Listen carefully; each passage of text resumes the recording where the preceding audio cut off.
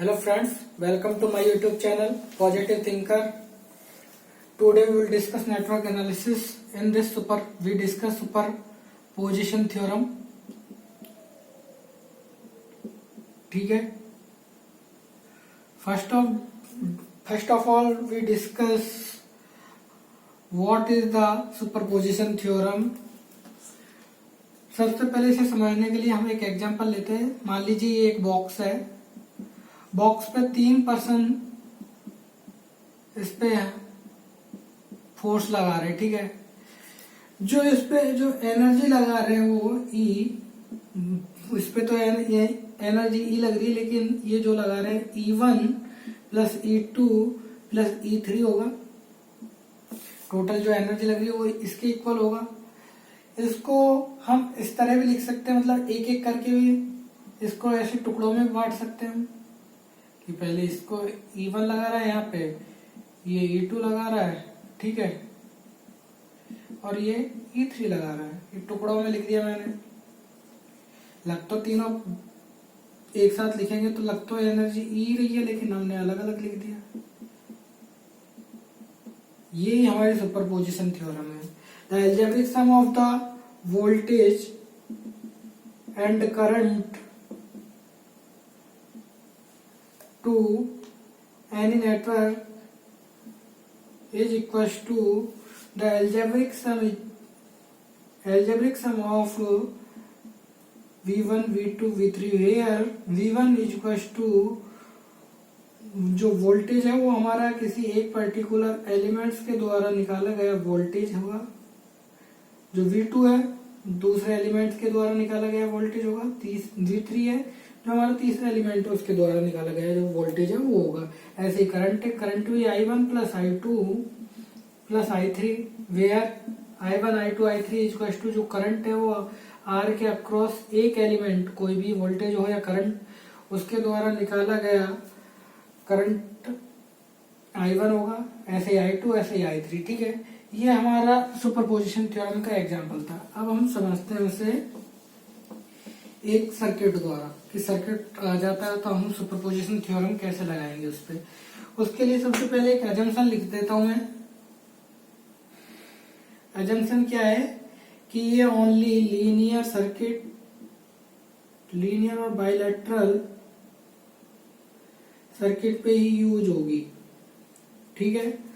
अब एग्जाम्पल जैसे कि ये एक एग्जाम्पल ले लिया मैंने. ये R1 है, ये R2 है, यहाँ पे ये करंट सोर्स है, यहाँ पे एक वोल्टेज सोर्स है, ठीक है. ये हमारा E है. इस सर्किट को सॉल्व करना है. इस सर्किट के केस दो होंगे. एक केस 1 यहाँ लेंगे हम, केस 2 यहाँ लेंगे, ठीक है.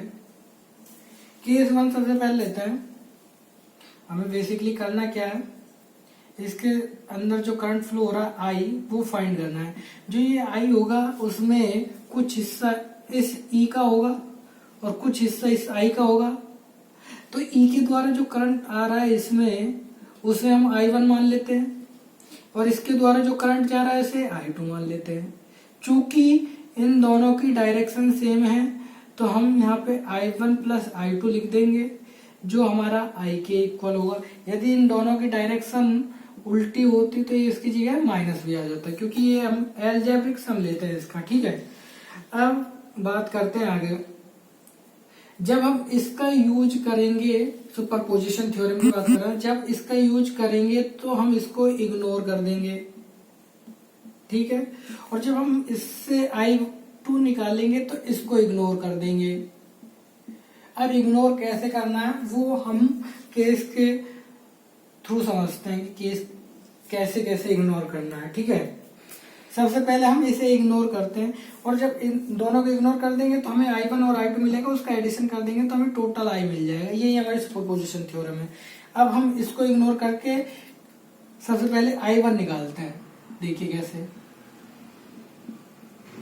ये R1 रहा, ये R2 रहा, ये E रहा, ठीक है. अब बात आती है इसको इग्नोर कैसे करना है. हमें इसको इग्नोर करने के लिए इसको हम इसके इंटरनल रेजिस्टेंस से रिप्लेस कर देंगे, ठीक है. इसका इंटरनल रेजिस्टेंस किसके इक्वल होता है, इसका इंटरनल रेजिस्टेंस इक्वल होता है ओपन सर्किट के। तो हम इसे ओपन छोड़ देंगे यहां से, मतलब कि ये ओपन छोड़ दिया, ठीक है। तो यहां से हम I1 लगा जा रहा है, तो यहाँ पे हम लगा सकते हैं मैश एनालिसिस। तो I1 इक्वल टू होगा E upon R1 plus R2, ठीक है। अब बात करते हैं केस नंबर 2 की। केस नंबर 2 में हम इसको इग्नोर करेंगे। इसको इग्नोर करने के लिए क्या करते हैं, इसको भी हम इसके इंटरनल रेजिस्टेंस से रिप्लेस कर देंगे, ठीक है। इसका इंटरनल रेजिस्टेंस क्या किसके इक्वल होता है, इसका इंटरनल रेजिस्टेंस होता है शॉर्ट सर्किट के। मतलब कि यदि हम इसको शॉर्ट कर देते हैं तो इसके इंटरनल रेजिस्टेंस की इक्वल हो जाता है। हमने ये कर दिया शॉर्ट इसको, ठीक है। ये हमारा R1 रहा, ये हमारा R2 रहा और ये I रहा हमारा। तो इसके द्वारा जो करंट जा रहा है वो I2 जा रहा है। I2 हम यहाँ से फाइंड कर लेंगे। I2 यहाँ पे मान लीजिए I/2 आएगा if R1 equal to R2। हम ले लेते हैं ये केस, तो हमारा I/2 आ गया यहाँ पे I। तो हमारा जो टोटल I होगा I1 plus I2 equal to होगा E upon R1 plus R2 plus I/2 के, ठीक है। ऐसे ही हमारा वोल्टेज निकालना, कहीं पे वोल्टेज निकालना, मान लीजिए इसके अक्रॉस वोल्टेज निकालना हो तो सबसे पहले हम इसके अक्रॉस वोल्टेज, इसके द्वारा जो वोल्टेज हमें मिलेगा वो निकाल लेंगे। मान लीजिए ये प्लस माइनस ले लिया, इसके द्वारा वोल्टेज मिल गया। अब जो इसके द्वारा हमें इसके अक्रॉस वोल्टेज निकालना है, यहाँ पे हमने प्लस ले लिया माइनस ले लिया, तो इसके हमारा V2 मिल जाएगा, V1 मिल जाएगा। जो हमारा V आएगा वो हो जाएगा V1 माइनस V2। मैंने माइनस क्यों लिया है, क्योंकि इन दोनों की डायरेक्शन रिवर्स हो गई यहाँ पे, इसलिए माइनस लिया है। ये हमारी सुपरपोजिशन थ्योरम रही। इसके न्यूमेरिकल हम करेंगे नेक्स्ट क्लास में। अब हम कुछ इनके सोर्सों के बारे में डिस्कस करेंगे, लेकिन उससे पहले मैं बता देता हूँ तीन चीजें जो हमें सुपरपोजिशन थ्योरम में याद रखनी है वो क्या क्या है। थ्योरम की अब हम कुछ कंडीशन है उसके बारे में डिस्कस करेंगे। ये यूज होता है ओनली लीनियर सर्किट और बायलैटरल सर्किट में। दूसरी बात ये है कि जो ट्रांजिस्टर और डायोड जिस सर्किट में रहेगा उसमें हम यूज नहीं लेते सुपरपोजिशन थ्योरम का, क्योंकि ये नॉन लीनियर सर्किट है, ठीक है। नंबर तीसरी बात क्या है कि जो हमारा सुपरपोजिशन थ्योरम है वो पावर फाइंड करने के लिए नहीं होता, मतलब power can not be find, ठीक है। और चौथी कंडीशन ये है कि इससे हम केवल करंट और वोल्टेज फाइंड कर सकते हैं इन लीनियर सर्किट। बस ये हमारे 4 कंडीशन है, ठीक है। इसके अलावा हम बात करेंगे सोर्स के बारे में, डिपेंडेंट सोर्स, इंडिपेंडेंट सोर्स के बारे में, ठीक है। क्या होते हैं सोर्स हमारे 2 टाइप के होते हैं, dependent source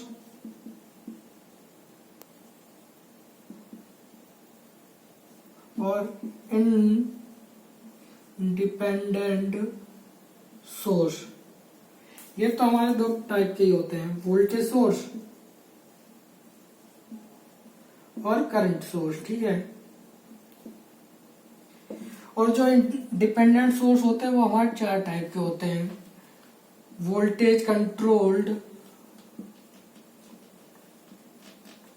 voltage source,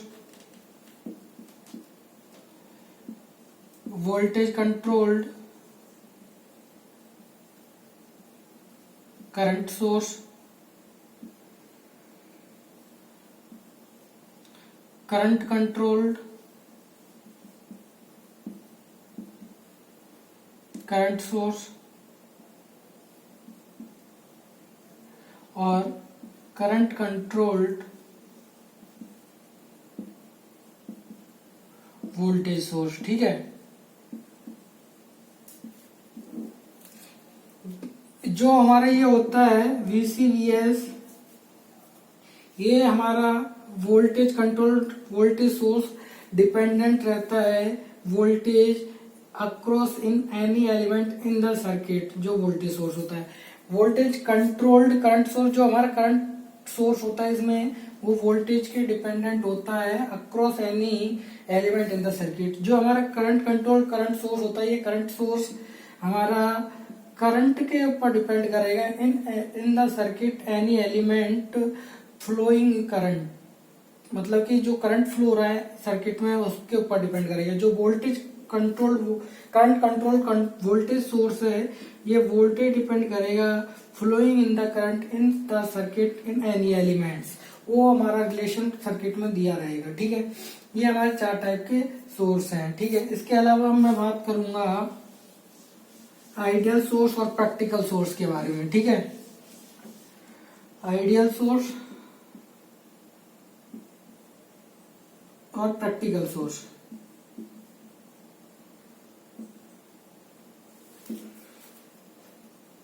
ideal source और प्रैक्टिकल सोर्स वोल्टेज जो होते हैं, वोल्टेज आइडियल वोल्टेज सोर्स और आइडियल और प्रैक्टिकल वोल्टेज सोर्स, इसमें क्या होता है कि ये जो हमारा E है, ये हमारा R है, ये E है।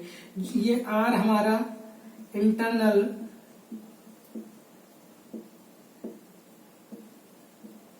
रेजिस्टेंस है। ठीक है, जो हमारा इंटरनल रेजिस्टेंस है ये R, ये आइडियल सोर्स में 0 रहेगा और R फाइनाइट रहेगा प्रैक्टिकल सोर्स में। ठीक है, और जो ये तो रहा हमारा वोल्टेज के रूप में, और करंट में क्या होता है, ये R है। करंट में जो आइडियल होता है उसमें R 0 रहेगा और प्रैक्टिकल में जो R रहेगा वो इनफाइनाइट रहेगा। ठीक है, ये हमारे आइडियल सोर्स और प्रैक्टिकल सोर्स है। ठीक है, नेक्स्ट क्लास में हम सुपरपोजिशन थ्योरम के ऊपर न्यूमेरिकल करेंगे। Thank you for watching my YouTube channel. Please like, subscribe and share and press the bell icon. Thank you.